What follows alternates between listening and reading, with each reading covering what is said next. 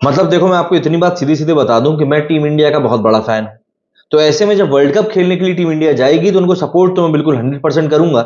लेकिन ये बात भी मैं आपको पूरे दिल की गहराइयों से सच्चाई के हिसाब से बता रहा हूं कि मैं एक्सपेक्टेशन इस टीम से बिल्कुल नहीं रखने वाला हूं।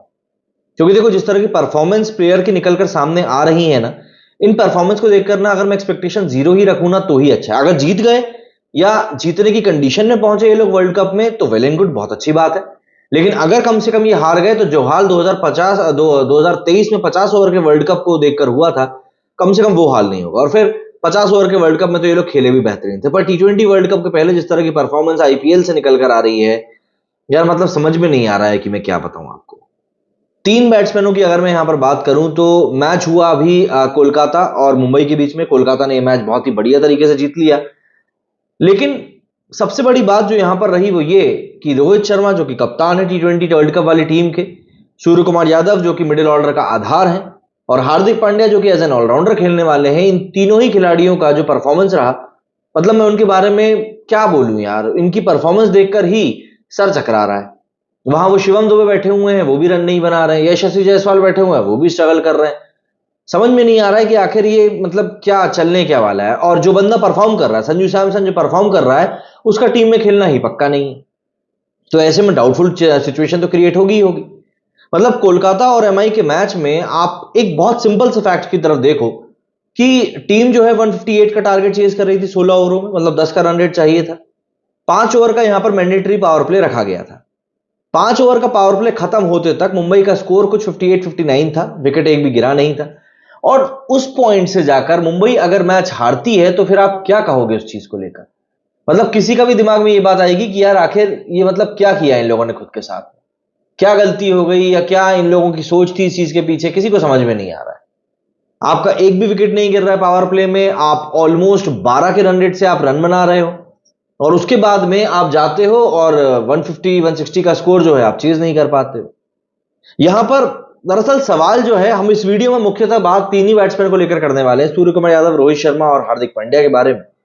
क्योंकि इन तीनों की परफॉर्मेंस जिस तरह की अभी हाल के मैचेस में आई है, उसको देखकर ऐसा लगता है कि मतलब क्या है। हार्दिक, हालांकि सूर्य कुमार यादव ने अभी एक मैच में सेंचुरी मारकर टीम को जिताया भी था, बट बात वही आ जाती है ना कि यार आप कंसिस्टेंटली कितना परफॉर्म कर रहे हैं। बात की शुरुआत अगर हम लोग कमेंटेटर से करें तो आप देखेंगे कि इस बार के आईपीएल में आपको विराट कोहली की बुराई करते हुए आपको काफी कमेंटेटर्स मिल जाएंगे कि यार विराट कोहली का स्ट्राइक रेट ऐसा है, विराट कोहली खुद के लिए खेल रहा है, विराट कोहली ये कर रहा है, विराट कोहली वो कर रहा है।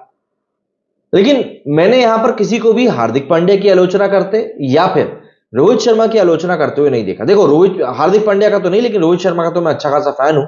बट द पॉइंट इज कि यार रोहित शर्मा परफॉर्म नहीं कर पा रहा है, इसको हमको एक्सेप्ट करना पड़ेगा। क्योंकि अगर हम एक्सेप्ट नहीं करेंगे तो हम एक डिनायल में जीते रहेंगे और वो पोजीशन तो और भी ज्यादा घटिया होगी। तो रोहित शर्मा परफॉर्म नहीं कर रहा है, ये एक बात सही है। लेकिन कितने कमेंटेटर्स हैं जो कि रोहित शर्मा की इस बात को लेकर उनको क्रिटिसाइज कर रहे हैं। मतलब इस समय जो पूरी की पूरी हीट है वो विराट कोहली को लेकर है, उस विराट कोहली को लेकर जो कि इस टूर्नामेंट का टॉप स्कोरर बनकर बैठा हुआ है। 150 के स्ट्राइक रेट से बंदे ने 600 से ज्यादा रन ठोक के रखे। लेकिन उसके बावजूद भी अंडर द स्कैनर अगर कोई है तो वो विराट कोहली।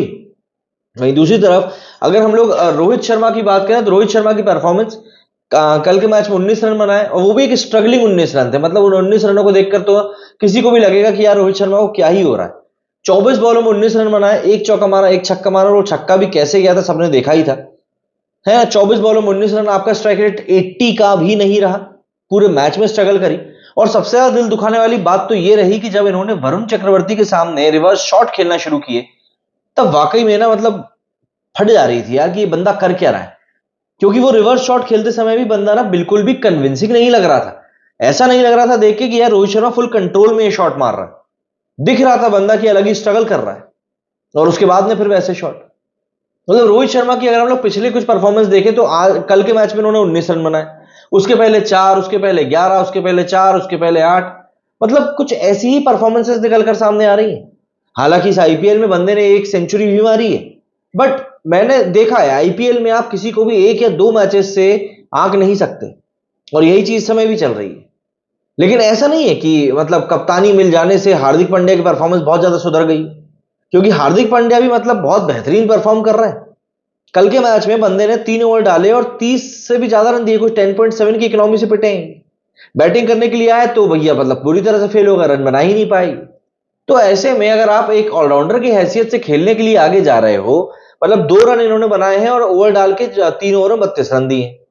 तो अगर आप एक ऑलराउंडर की हैसियत से खेलने के लिए जा रहे हो तो भैया आपको थोड़ा बहुत तो रन बनाना पड़ेगा।